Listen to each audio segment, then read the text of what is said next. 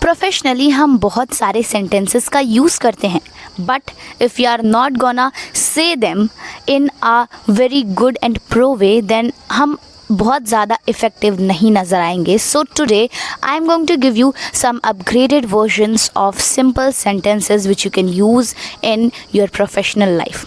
जैसे कि I am busy की जगह you can say that I have a packed schedule, could we discuss it letter. And what is this की जगह आप ये कह सकते हैं that could you explain this to me. और इसी तरीके के और ज़्यादा सेंटेंसेस, वीडियोस, फ्रेजेस के लिए follow me for more videos like this.